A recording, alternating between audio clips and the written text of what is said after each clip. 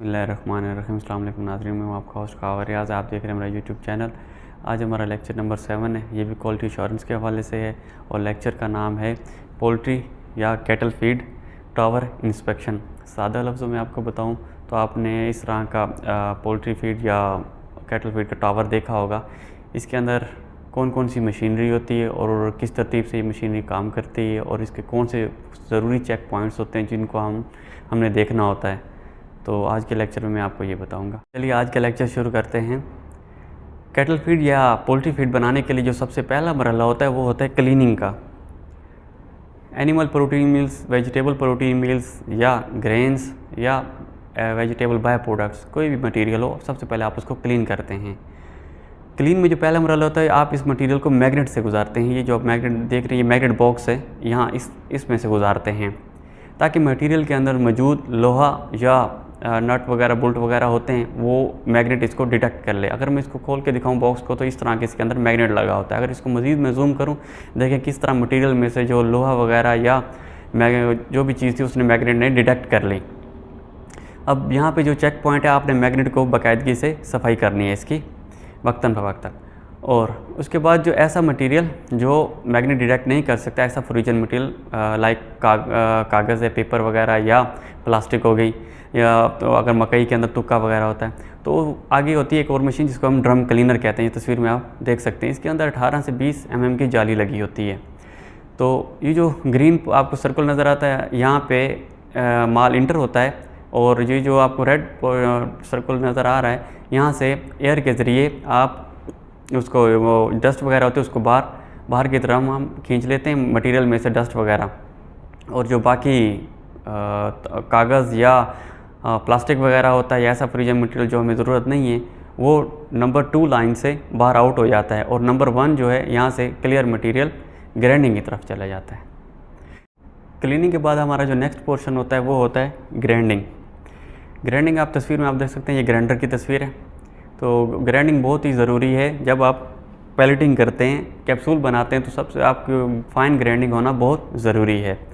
तो सबसे पहले इसके जो चेक पॉइंट्स है ये है कि जब आप ग्राइंडिंग करने से पहले ना आप मशीन को खोलें, इस तरह इसके अंदर जाली लगी होगी। वो डिपेंड करता है आप कौन सी जाली लगाते हैं, 4 mm की, 3 mm की, वो डिपेंड करता है मार्केट की वैल्यू रिक्वायरमेंट पर। तो सबसे पहले ये जाली खोलें, इसको देखें, अच्छी से चेक करें कि इसके अंदर कोई ज़्यादा बड़े सुराख तो नहीं हो गए, क्योंकि ग्राइंडिंग के दौरान ये जालियाँ घिस जाती हैं और इनमें बड़े बड़े सुराख होल भी हो जाते हैं। इसको तसल्ली कर लें। उसके बाद इसके अंदर आप मज़ीद में इसको अंदर खोल के आपको और तस्वीर में दिखाता हूँ कि इसके अंदर होते हैं ब्लेड जो इसको मकई को ग्राइंड करते हैं। ये ब्लेड वक्तन फ़वक्तन चलते चलते घिस जाते हैं। इसके बाद इसकी मेंटेनेंस होती है। तो ये अगर एक ब्लेड 30 ग्राम का है तो जो बाकी जो इसको रिप्लेस करेंगे, जो ब्लेड ख़राब हो चुका वो भी 30 ग्राम का ही होना चाहिए। अगर ये आधे ब्लेड 35 ग्राम के और आधे ब्लेड 25 ग्राम के होंगे तो ये अनबैलेंस हो जाएगा ग्राइंडर, जिसकी वजह से आपकी मोटर भी जल सकती है और ग्राइंडिंग भी फाइन ग्राइंडिंग नहीं होगी। तो ये थे ग्राइंडिंग के चेक पॉइंट्स। और उसके बाद जब ग्राइंडिंग होने के बाद अगला मरहला फिर क्लीनिंग आ जाता है। ये अब मशीन देख सकते हैं, इसमें भी ऐसे मैग्नेट लगा होता है और ड्रम क्लीनर भी लगा हुआ है। अब ये सवाल होगा कि हमने तो क्लीन कर लिया मटेरियल, नहीं, इसके बाद जब ग्राइंडिंग होने के बाद दोबारा फिर हम इसको इस चेक पॉइंट से गुजारते हैं, जो कि सबसे पहले मैग्नेट से गुजारते हैं। अगर इसके अंदर मज़ीद अगर कोई लोहा वगैरह है तो यहाँ डिटेक्ट हो जाए, अगर मज़ीद कोई ऐसा फ्रोजन मटेरियल है तो यहाँ से आउट हो जाए। तो उसके बाद ऐसा मटेरियल जिसको हम ग्राइंड नहीं करते, जैसे कि फ्राइस पॉलिश है, फ़िश मील है, और कुछ ऐसी चीज़ें होती हैं जिसको हम ग्राइंड नहीं करते, तो उनको हम बाईपास करते हैं ग्राइंडर से। वो बाईपास सीधा इसी मैग्नेट से गुजरते हुए ड्रम क्लीनर की तरफ आती हैं। तो इसलिए हम इसको बाईपास पे भी यूज़ करते हैं और ग्राइंडिंग करने के बाद भी इसमें से गुजारते हैं, ताकि हमारी सेफ्टी ज़्यादा से ज़्यादा हो जाए और क्लीनिंग भी बेहतर से बेहतर हो जाए और प्रोडक्ट भी बेहतर से बेहतर बन जाए। क्लीनिंग के बाद अगला मरहला है बिन फिलिंग। जब ये मटेरियल ग्राइंड हो जाते हैं या क्लीन होने के बाद, ग्राइंडिंग होने के बाद, फिर इनको हम स्टोर करते हैं मुख्तलिफ बिन्स के अंदर। ठीक है, बिन के अंदर अगर मिसाल के तौर पर अगर 9 बिन हैं तो हर बिन के अंदर अलग अलग मटेरियल हम स्टोर करेंगे। एक में सोयाबीन, एक में सनफ्लावर, एक में कॉर्न स्टोर कर लेंगे, एक में राइस स्टोर कर लेंगे, एक में वीट स्टोर कर लेंगे। इस तरह हम चीज़ों को स्टोर करते हैं, ज़ख़ीरा करते हैं। तो ये आप देख सकते हैं कि इसके ऊपर एक टर्नर हेड की आपको तस्वीर नज़र आ रही होगी। तो ये सारा काम कंट्रोल रूम से हो रहा होता है। फीड मिल के अंदर एक कंट्रोल रूम होता है जिसके अंदर एक सॉफ्टवेयर होता है, सॉफ्टवेयर के थ्रू आप काम कर रहे होते हैं। तो ऑपरेटर सॉफ्टवेयर के ज़रिए एक क्लिक करता है कि बिन नंबर 1 को क्लिक करेगा, अगर ग्रेन्स आ रही है, ग्रैंड होने के बाद वो बिन हमने फिल करनी है तो वो बिन नंबर 1 को क्लिक करेगा और फिर हमने देखना है कि ये जो टर्न हेड है ये घूम के बिन नंबर 1 में माल फेंक रहा है या बिन नंबर 2 या बिन नंबर 3 में तो नहीं जा रहा माल, सोयाबीन में या सनफ्लावर में मिक्स तो नहीं हो रहा। तो एक तो ये चेक पॉइंट आपने चेक कर लेना है। और दूसरा बिन की, अभी आप तस्वीर में देख सकते हैं कि बंदा किस तरह बिन की सफाई चेक कर रहा है। आपने बिन की सफाई भी चेक करनी है, इसके अंदर कोई कीड़े वगैरह तो पैदा नहीं हो गए या फिर सफाई वगैरह डस्ट वगैरह तो नहीं है, तो इस तरह ये भी आपने चेक कर लेना है। तो ये आप एक और सेंसर देख रहे हैं, ये बिन के अंदर लगा होता है, ये लो लेवल सेंसर है। जब मटेरियल ख़त्म हो जाता है तो ये सेंसर आपको अलार्म देगा, आपने बिन फिलिंग शुरू कर देनी है। बिन फिलिंग के बाद अगला जो मरहला आता है हमारा आता है वेट स्केल का। अब सारा मटेरियल हमारा स्टोर हो चुका है, अब हमने फार्मूलेशन पे अमल दरामद करते हुए फीड को बनाने के लिए सबसे पहले हम वेट करेंगे। तो अगर फार्मूले के मुताबिक अगर इसमें 500 किलो कॉर्न है, 200 किलो सोयाबीन है, जैसे जैसे डॉक्टर आप फार्मूलेशन करते हैं उसके मुताबिक हम कंट्रोल रूम से ऑटोमेटिकली जो मटेरियल होता है वो इसके अंदर वेट स्केल के अंदर इंटर होना शुरू हो जाता है 1 बाय 1। तो ये आप वेट स्केल की पिक्चर देख सकते हैं। ये जो सर्कल मैंने बनाया हुआ है इसके ऊपर आपने अगर तसल्ली करनी हो कि आया कि ये अगर 1 टन का स्केल, अगर 1 टन का स्केल है तो इसके ऊपर आप 1 टन वज़न रख के वो बार्स वगैरह रख के चेक कर सकते हैं कि आया कि 1 टन वज़न पूरा दे भी रहा है, ठीक दे भी रहा है या नहीं दे रहा है, इसकी भी कैलिब्रेशन होती है। और इसके ऊपर ये जो दूसरी तस्वीर में आप देख सकते हैं कि ये लोड सेल इनको कहते हैं। अगर इस पर 1 टन से आपने ज़्यादा वज़न दे दिया तो ये लोड सेल ख़राब हो सकते हैं। इनकी सेफ्टी के लिए उतना वज़न दे जिसकी इसकी कैपेसिटी है। वैसे तो अगर फीड का 1 टन का फार्मूला अगर 1000 kg का फार्मूला है तो इसमें ज़्यादा से ज़्यादा 950 या 900 kg तक का वज़न आएगा। बाकी 100 किलो तक की मेडिसिन होती हैं वो अलग से तैयार करके अलग से डाली जाती हैं, मटेरियल के अंदर डायरेक्ट नहीं डाली जाती। तो इसका ये चेक पॉइंट है कि आपने इसके ऊपर वज़न, इसकी जो कैपेसिटी उससे ज़्यादा नहीं देना। वेट स्केल के बाद अगला जो मरहला है हमारा है मिक्सिंग का। मिक्सिंग बहुत ही अहम मशीन है। मिक्सिंग की मिसाल में आपको हमारा जो डाइजेस्टिव सिस्टम होता है वैसे है, बट डाइजेस्टिव सिस्टम जितना हमारा बेहतर होगा, बेहतर हमारा मैदा काम करेगा या खुराक को हज़म करेगा, उतनी हमारी बॉडी के लिए अच्छा है, हमारी बॉडी तंदुरुस्त रहती है। इसी तरह अगर मिक्सिंग ठीक हो गई तो आपके जो रिज़ल्ट्स हैं वो बेहतर रहेंगे, फॉर्म पर फीड के रिज़ल्ट बेहतर से बेहतर रहेंगे। अगर आपकी मिक्सिंग ख़राब है तो आप जितना मर्ज़ी अच्छा मटीरियल लेके आप फीड बना लें, आपकी फ़ीड अच्छी नहीं बनेगी। ये जो आप तस्वीर देख रहे हैं ये मिक्सर की तस्वीर है। अब इसके अंदर जो आप पैडल देख रहे हैं इसको हम पैडल मिक्सर कहते हैं, इसके अंदर पैडल लगे होते हैं। अब इसका चेक पॉइंट ये है कि आपने मिक्सिंग के अंदर ये जो मिक्सर की दीवारें हैं और इसके दरमियान जो पैडल का मतलब होना चाहिए, गैप होना चाहिए 2 mm का होना चाहिए, जो दीवारों के साथ और उसका जो पैडल है उसके 2 mm का फासला होना चाहिए।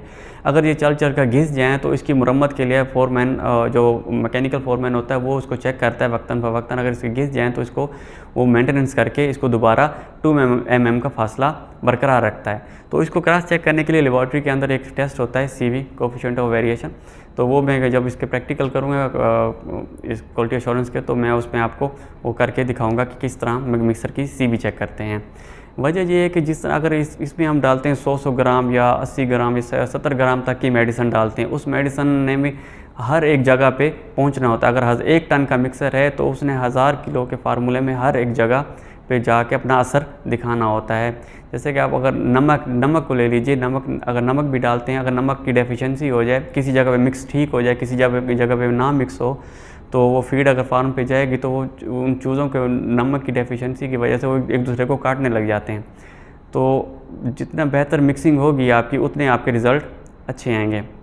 अगर 4 मिनट के मिक्सर का टाइम है तो 2 मिनट आप उसको जो खाली मटीरियल, मतलब जो मटेरियल खुश्क मटेरियल है जिसके अंदर ऑयल या पानी आपने इंटर नहीं करना, 2 मिनट तक उसकी ऐसे बिना ऑयल और बिना पानी के आपने मिक्सिंग करनी है। वो अच्छे से खुश्क जो मटेरियल होगा वो मिक्स हो जाएगा। उसके बाद अगर उसमें ऑयल ऐड है तो उसके बाद उसमें ऑयल आप इंटर करें 2 मिनट के बाद, और पानी भी उसमें अगर पानी लगाना तो पानी बाद में इंटर करें, तो वो अच्छे से मिक्सिंग हो जाएगी। के बाद अगला जो प्रोसेस है वो है पैलेटिंग का। अब हमने कैप्सूल बनाने हैं। तो मिक्सिंग और पैलेटिंग के दरमियान एक और मैग्नेट बॉक्स होता है।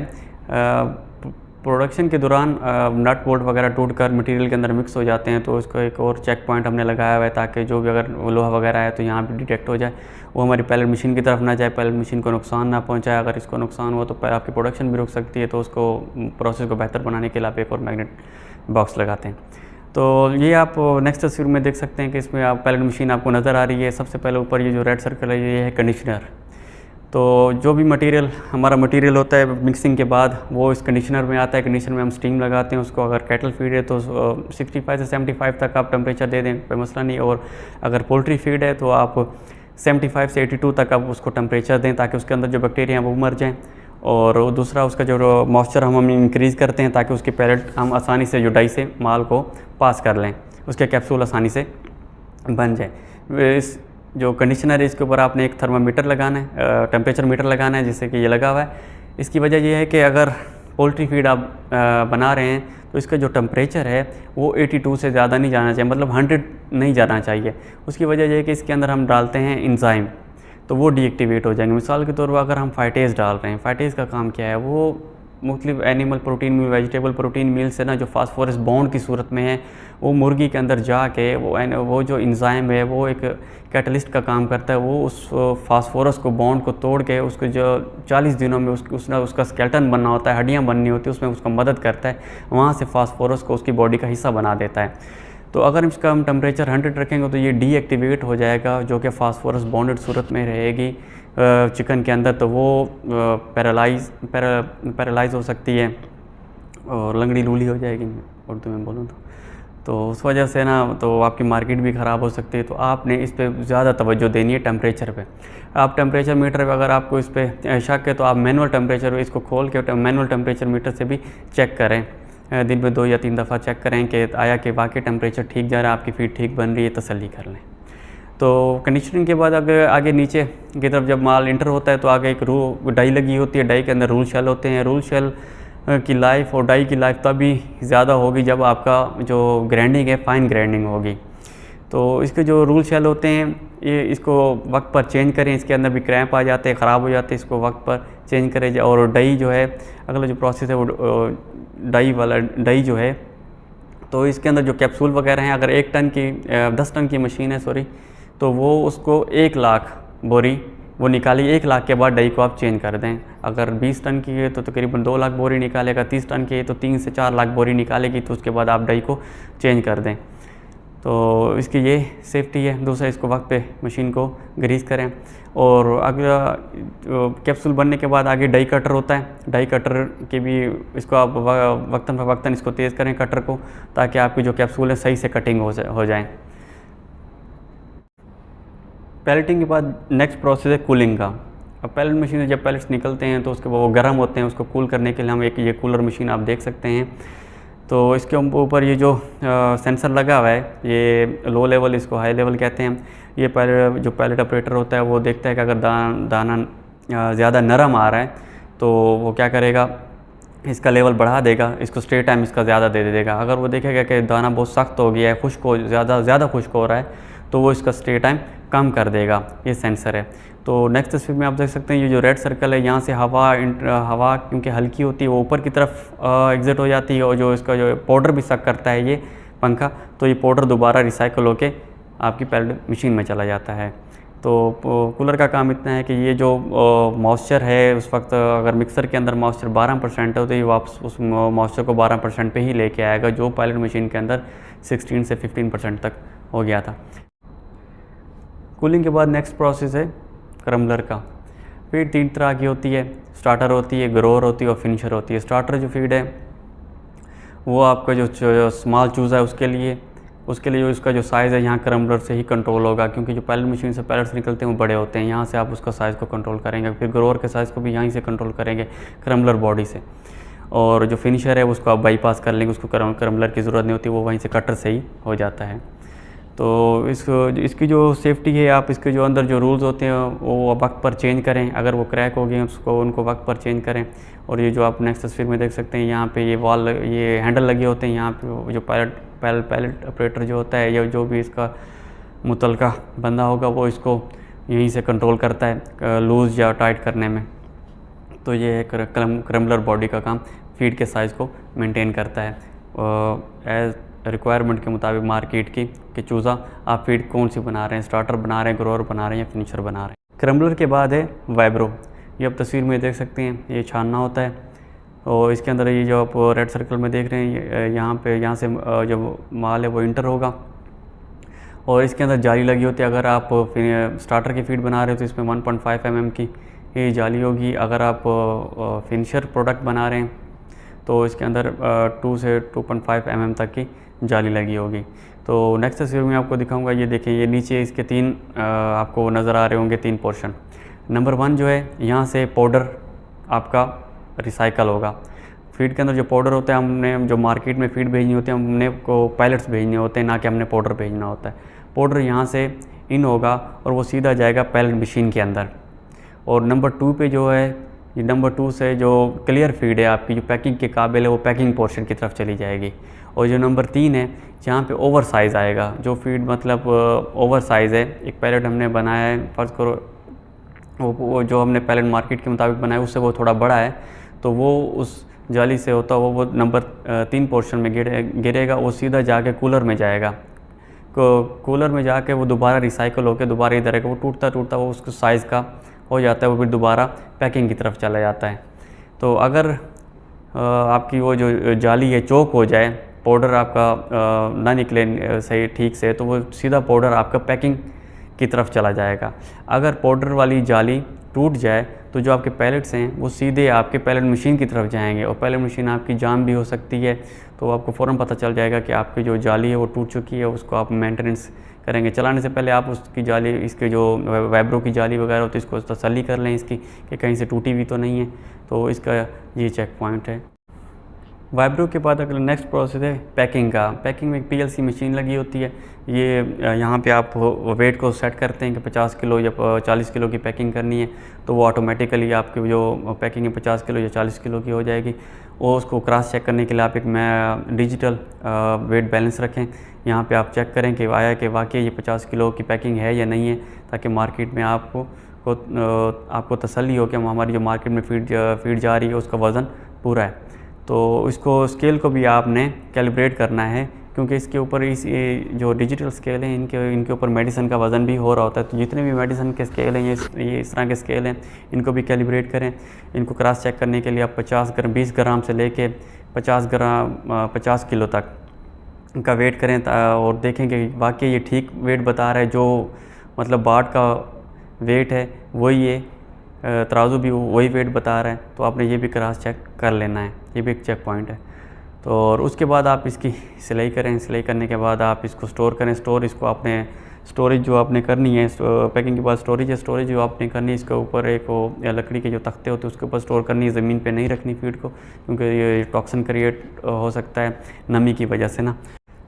स्टोरेज के बाद है लोडिंग करते वक्त अक्सर जो मज़दूर होते हैं वो नॉन टेक्निकल होते हैं। वो फीड के ऊपर उछल कूद करते हैं और उसको सेट करने के लिए ज़्यादा से ज़्यादा उस पर दबाव देते हैं ताकि ज़्यादा से ज़्यादा बोरियाँ ला सकें। तो इससे फीड पाउडर भी हो सकती है। अगर पाउडर की शिकायत है तो आप एक टेस्ट करें, PDI जो पैलेट ड्यूरेबिलिटी इंडेक्स होता है वो टेस्ट करें। उसको 5% से ज़्यादा नहीं होना चाहिए पाउडर। अगर आपकी पैलेट मशीन के कैप्सूल मजबूत है तो आप टेस्ट के दौरान वो 5% से ज़्यादा नहीं आ रहा है, फिर भी मार्केट से शिकायत है, फिर आप लोडिंग को चेक करें। लोडिंग एहतियात से करें। अगर लोडिंग एहतियात से हो रही है, फिर आपको जो PDI में पाउडर ज़्यादा निकल रहा है, 10% निकल रहा है, तो फिर आप जो पैलेटिंग करता है उसको आप कहेंगे कि वो अपने पैलेट्स को बेहतर से बेहतर बनाएगा। ये था जी आज का हमारा लेक्चर। उम्मीद करता हूँ आपको पसंद आया होगा। नेक्स्ट लेक्चर में मैं आपको बताऊँगा कि ये जो प्लांट होते हैं कितने किस्म के होते हैं, पोल्ट्री कैटल फीड प्लांट कितने किस्म के होते हैं। तो तब तक के लिए मुझे इजाज़त दीजिए। अपना ख्याल रखिए। अस्सलाम वालेकुम।